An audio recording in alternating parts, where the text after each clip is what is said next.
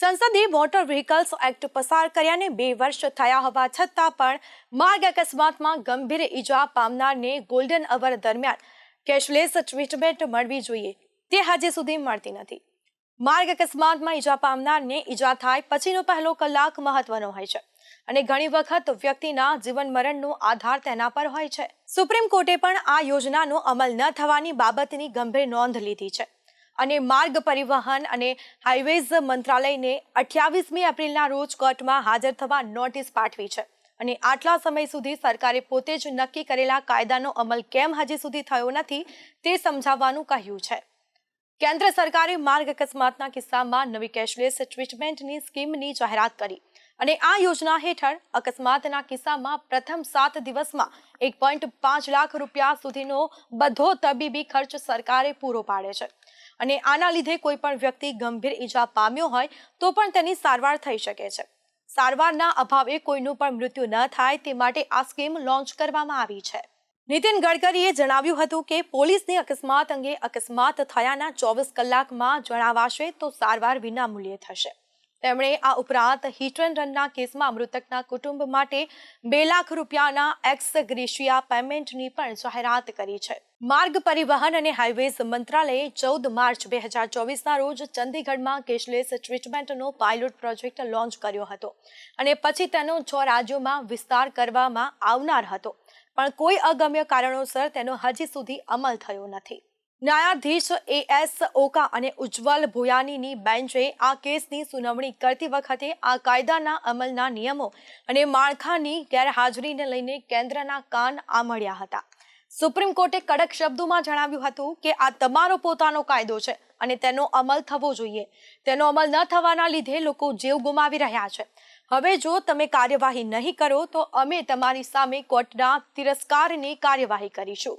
તો કોર્ટે એમિક્સ ક્યુરી દ્વારા રજૂ કરવામાં આવેલા અહેવાલ ઉપર કાર્યવાહી કરી હતી। એમાં ખુલાસો થયો હતો કે સરકારે કેશલેસ ટ્રીટમેન્ટ સ્કીમનો અમલ કરવામાં નિષ્ફળ રહી છે। એટલું જ નહીં, સરકારે તેના માટે જરૂરી નિયમોનો મુસદ્દો પણ તૈયાર કર્યો નથી।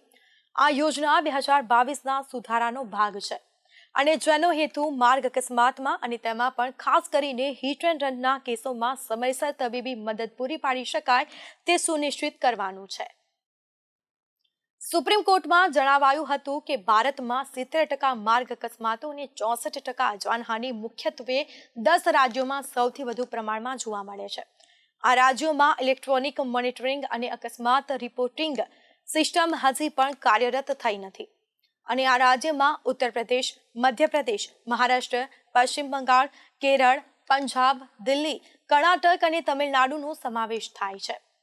મંત્રાલયના અહેવાલમાં નોંધવામાં આવ્યું હતું કે અકસ્માતના અહેવાલ અને પીડિતને વળતર માટે સ્ટાન્ડર્ડ ઓપરેટિંગ પ્રોસિજર બનાવવા માટે માર્ચમાં બેઠકો યોજવામાં આવી હતી અને જો કે આ હજી સુધી તેને અંતિમ ઓપ અપાયો નથી તો ડ્રાફ્ટ કરાયેલા સ્ટાન્ડર્ડ ઓપરેટિંગ પ્રોસિજરમાં વિગતવાર અકસ્માત અહેવાલ સિસ્ટમ, સીસીટીવી સર્વેલન્સની સ્થાપના અને સ્પીડ કેમેરા અને વાંધાજનક વાહનોને ટ્રેક કરવા માટે ઓટોમેટિક નંબર પ્લેટ રેકન્સિંગ ટેકનોલોજી જેવા પગલાંનો સમાવેશ થાય છે।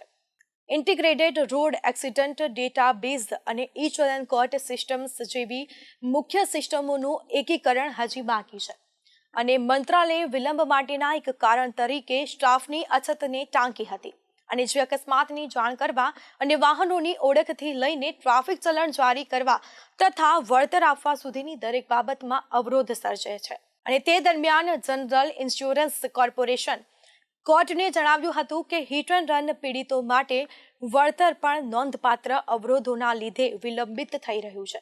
એક મુખ્ય મુદ્દો એ છે કે ઘણા રાજ્યોમાં જિલ્લા અધિકારીઓ દાવાઓની પ્રક્રિયા માટે ઉપયોગમાં લેવાતા GIC પોર્ટલ પર જરૂરી દસ્તાવેજો જેવા કે FIR, મેડિકલ રિપોર્ટ અને મૃત્યુ પ્રમાણપત્રો અપલોડ કરતા નથી।